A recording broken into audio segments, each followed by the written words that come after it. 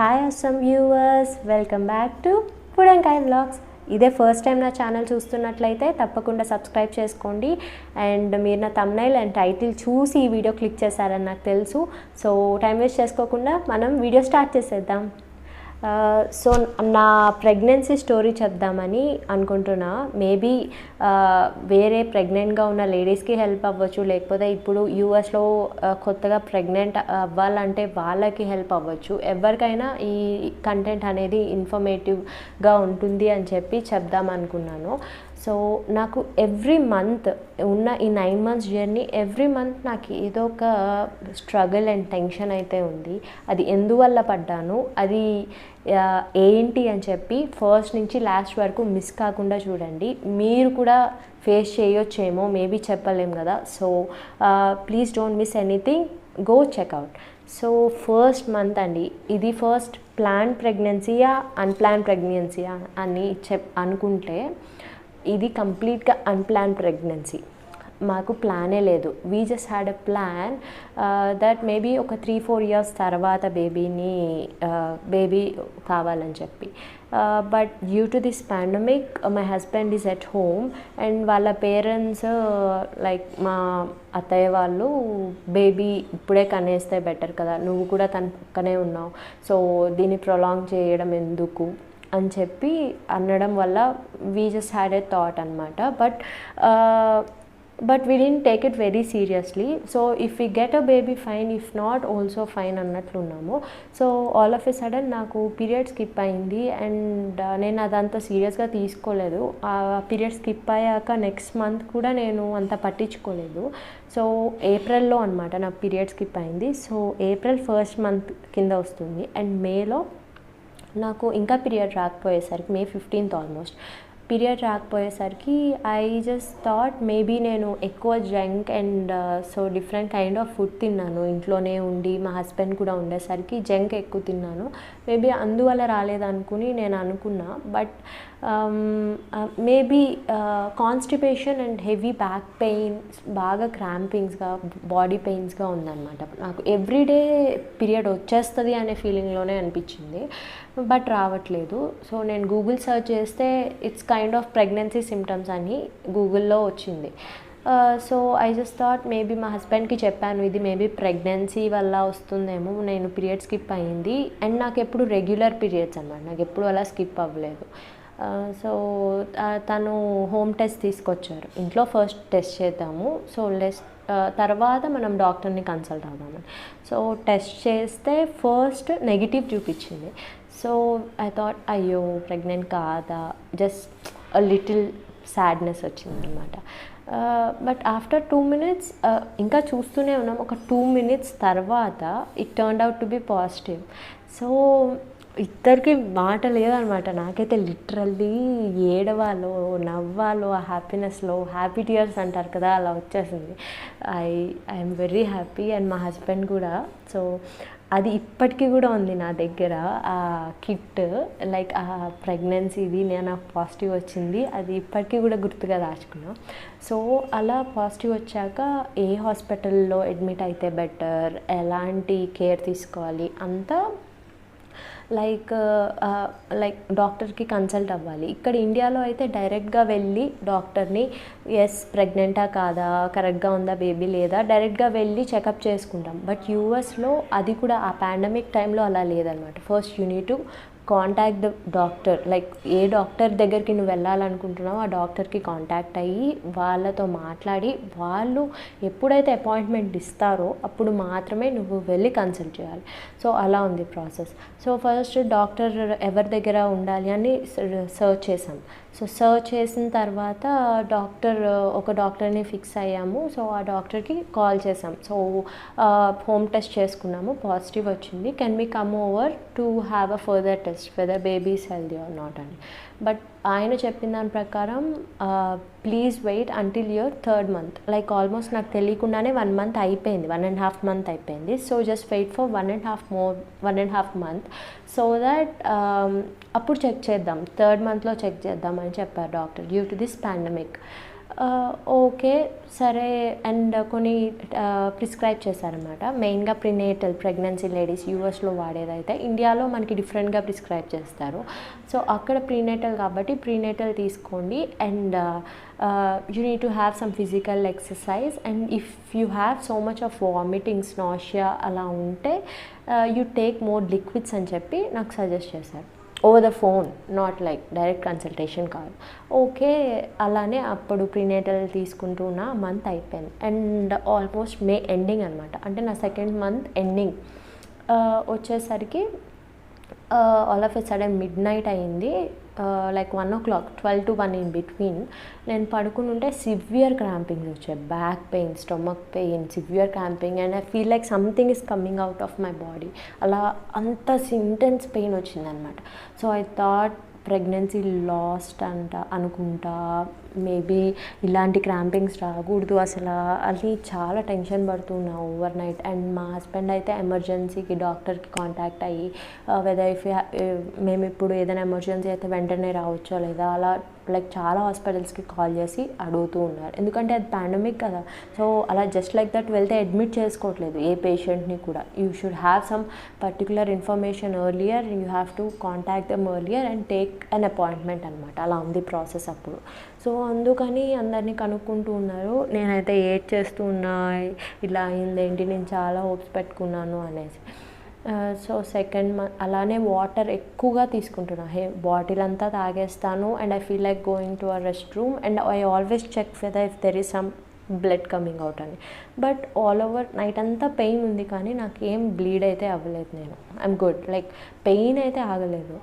3కి అనుకుంటా all of a sudden pain తగ్గిపోయింది. But still I feel like something is not right అన్నట్లు. So early morning మా husband అయితే ఓవర్ నైట్ కూడా నిద్రపోలేదు. తను ఎప్పటికప్పుడు బటర్ మిల్క్ కలిపివ్వడం, జ్యూస్ అని అలా నైట్ ఇస్తూనే ఉన్నారు. సో మార్నింగ్ అయ్యేసరికి నన్ను అడిగారు, ఇప్పుడు హాస్పిటల్కి వెళ్దామా, మార్నింగ్ అయింది కదా, ఇంకా నీకు బాగాలేదా అని. సో నేను చెప్పాను ఐ ఫీల్ లిటిల్ బెటర్, కొంచెం టైం చూసి వెళ్దాము అని. బట్ నేను 10 అయ్యేసరికి మళ్ళీ నా క్రాంపింగ్ స్టార్ట్ అయిందనమాట. సో నేను ఇంకా వెళ్ళిపోదాము, మేబీ ప్రెగ్నెన్సీ కరెక్ట్గా బేబీ అనేది కరెక్ట్గా యూటరస్లో కాకుండా సమ్ ట్యూబ్స్లో కూడా ఫామ్ అయ్యే ఛాన్సెస్ ఉన్నాయంట. సో అలా ఫామ్ అయిందేమో, అందువల్ల నాకు పెయిన్ వస్తుందని నా ఫీలింగ్ అనమాట. సో నేను హాస్పిటల్కి వెళ్ళిపోయా. ఇట్స్ ఆల్మోస్ట్ లైక్ మా సెకండ్ మంత్ అయిపోయింది. సో 8 weeks ప్రెగ్నెంట్ అన్నట్లు. సో వెళ్ళాను. డాక్టర్ అయితే ఆర్ యూ బ్లీడింగ్ అని అడిగింది first. I said no, I don't see any bleeding అని చెప్పాను. Okay then what is the reason that you have come here అనేసి అడిగితే నేను చెప్పాను చాలా క్రాంపింగ్స్ వస్తున్నాయి, ఇప్పటికి కూడా ఉంది నాకు, stomach is like pulling over and something is coming out అన్నట్లుంది. I don't know why is it happening. But so నా డైలీ రొటీన్ అండ్ నా ఫుడ్ అంతా అడిగింది. సో నార్మల్గానే తీసుకున్నాను. ఏమన్నా డైజెషన్ ఇష్యూస్ ఉన్నాయా నీకు అని అడిగింది. I had a severe constipation అనమాట. Severe like almost like 4 days వన్స్కి స్టూల్ వెళ్ళడం, లేకపోతే సమ్టైమ్స్ 6 days వన్స్ వెళ్ళడం, అంత సివియర్ కాన్స్టిపేషన్ ఉంది. బట్ ప్రెగ్నెన్సీలో అది నార్మల్ అంట, ఎర్లీ స్టేజెస్ ఆఫ్ ప్రెగ్నెన్సీలో. సో నేను కూడా గూగుల్లో చూసి అది అంత పట్టించుకోలేదు. ఆమెకి చెప్పిన తర్వాత ఆమె సో అన్నీ టెస్ట్ చేసి everything is normal, baby is healthy and she was growing in the right place in the uterus. So ఆమె చెప్పింది నీకు ఆ కాన్స్టిపేషన్ ప్రాబ్లం వల్ల అలాంటి క్రాంపింగ్స్ వచ్చాయంట. సో అందువల్ల ఆమె నాకు స్టూల్ సాఫ్ట్నర్స్ ఉంటాయి కదా, డైజెషన్ ఈజీగా అవ్వడానికి హెల్ప్ అయ్యేవి ట్యాబ్లెట్స్, అవి ఇచ్చేసి అండ్ నీ వైటమిన్స్ జాగ్రత్తగా వాడుకో, everything is fine for now అని చెప్పేసి అంతా అల్ట్రాసౌండ్ తీసి నాకు ఒక పిక్ ఇచ్చి పంపించింది. So even she is very happy, the doctor is very happy and I'm very very happy. మా హస్బెండ్ని అలౌ చేయలేదన్నమాట. జనరల్ ప్రాసెస్ అయితే హస్బెండ్ అండ్ వైఫ్ ఇద్దరు అలౌ, లైక్ అల్ట్రాసౌండ్స్కి కానీ చెకప్స్కి అన్నిటికీ. బట్ మా హస్బెండ్ అలౌ చేయలేదు due to pandemic. Only patient has to go in and get the checkups done and come out, అలా ఉంది ప్రాసెస్. సో అలానే జరిగింది. మా హస్బెండ్కి చెప్పాను, ఈవెన్ హీఈస్ వెరీ హ్యాపీ. ఇంటికి వెళ్ళాము. So that's the end of second month. Third month next, it's almost third month. And అందరికీ ఉంటుంది కదా జెండర్ తెలుసుకోవాలి అని. సో అక్కడ యూఎస్లో ప్రాసెస్ ఏంటంటే మీ అందరికీ తెలిసిన జెండర్ చెప్పేస్తారు యూఎస్లో. బట్ అది ఎప్పుడు చెప్తారంటే ఎయిదర్ 9th వీక్లో చెప్తారు, లేదంటే 6th month of your pregnancy. If you are not taking 9th week test అనేది నువ్వు చేసుకోకపోతే మళ్ళీ మనకి 6th మంత్ వచ్చిన తర్వాత జనరల్ కంప్లీట్ స్కానింగ్ అనేది జరుగుతుంది కదా, బేబీ ఎవ్రీ పార్ట్ జరుగుతుంది, ఇన్ డీటెయిల్ స్కానింగ్ అనేది. సో అప్పుడు అది అనాటమీ అంటారు. సో అప్పుడు చెప్తారనమాట ఏంటి జెండర్ అనేది. సో నేను 8th వీక్లో వెళ్ళాను చెకప్కి. నేను అప్పుడే అడిగాను, can you do the gender test now అని. సో ఆమె చెప్పింది, it's too early now, you are still in your 8th week. నువ్వు 9th వీక్లో నెక్స్ట్ వీక్ కనుక వచ్చినట్లయితే I would have told you your gender అని. సో ఓకే, మళ్ళీ నెక్స్ట్ వీక్ కూడా అపాయింట్మెంట్ ఇస్తాను, నువ్వు వచ్చి జెండర్ టెస్ట్ చేయించుకోమని చెప్పింది ఆమె. బట్ ఆమె ఒక ఫోటో ఇచ్చింది చూసారా, ఆ ఫోటో నాకు చూసినప్పుడు I felt it was like a boy. And even but నా హార్ట్లో ఉంది, బట్ నేను మా హస్బెండ్కి అయితే చెప్పలేదు. బట్ మా హస్బెండ్ని చూసిన ఆ స్కానింగ్ ఫోటో చూసినప్పుడు మా హస్బెండ్కి కూడా he felt it was like a boy. And like the shape of the body felt like a boy, baby bye. So ఎలాగో తెలిసిపోయింది కదా, ఇంకా ఎందుకు జెండర్ టెస్ట్ అని మేము అనుకున్నాం అనమాట. బట్ చాలా డిప్రెస్ అయ్యారు మా హస్బెండ్ అయితే. We felt it's like a boy అన్నప్పుడు వాళ్ళ ఫ్యామిలీలో ఆల్మోస్ట్ 3 generations నుంచి ఒక గర్ల్ కూడా లేదు, ఒక గర్ల్ కూడా పుట్టలేదు, everyone was boy. So at least మనకైనా పుడుతుంది అని ఆ హోప్లో ఉన్నారు వాళ్ళ ఫ్యామిలీ అంతా. బట్ అలా సడన్గా we felt it was like a boy కదా, దే వర్ కంప్లీట్లీ అప్సెట్. అవునా, నిజంగానేనా, అలా అని చెప్పి చాలా మేమే డిస్కస్ చేసి జెండర్ టెస్ట్కి మేము వెళ్ళలేదు. అండ్ 3rd మంత్ అంతా we were in total depression that oh my God it was like a boy, we would have got a girl, why not a girl అనేసి. నాకు personally it was my first pregnancy అయినా I wanted a girl very badly. So why not a girl అని 3rd month అలా వెళ్ళిపోయింది.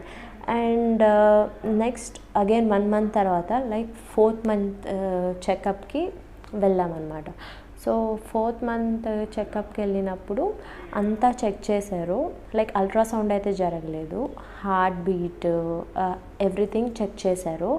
And ఆ టైంలో group B strep అని ఒక బ్యాక్టీరియా టెస్ట్ చేస్తారనమాట మదర్స్కి.